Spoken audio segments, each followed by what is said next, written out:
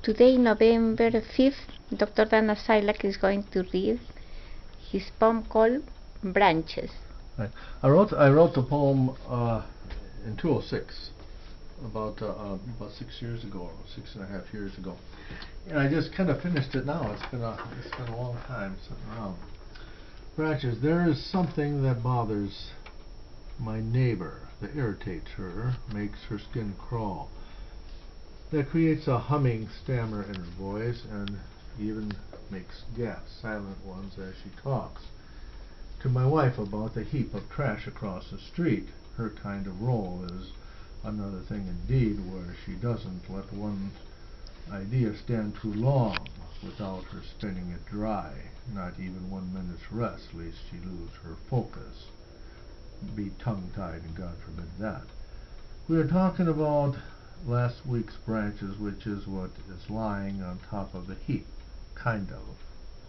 To please my neighbor, referring to my branches, I'd have to get rid of the pile of rubbish too, the one everyone tosses garbage underneath, on top of, stretching it out down the street a ways.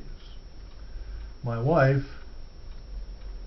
let my neighbor know what I said, that her dogs urinate, leave their seepage and dung all over our lawn, sidewalk, and steps. We have to wash it and clean them daily, all around the park, across the street too, even on the light poles, and on top of the heap, the one with the branches on, that her eyes are on.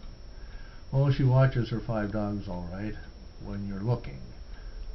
To each this burden now has fallen. For me it is the branches. We have to use nice words to keep the balance. The neighborhood up the block has a junk car. My wife complains to her on that. She has nothing to say.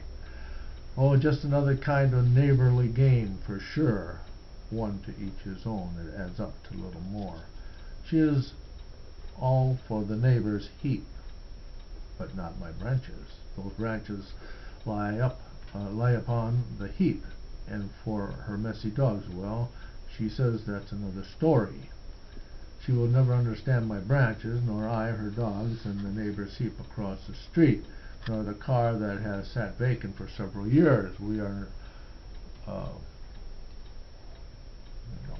Are we not all responsible for its parting?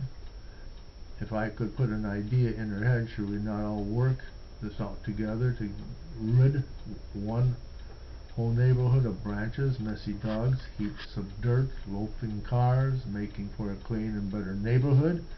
She says nothing to this. The issue remains my branches.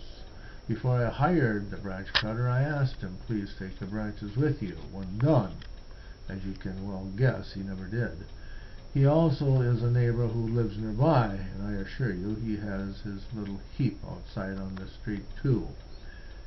Something irritates my neighbor about me, maybe because I'm an American, who's to say.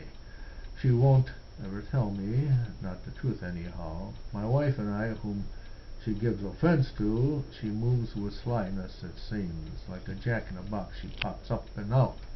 Not of concern over those dry old branches, or neither the heap nor the dog's messes. Then what? I ask myself, what is it? She takes my inventory, not her own, nor her neighbor's, just mine alone.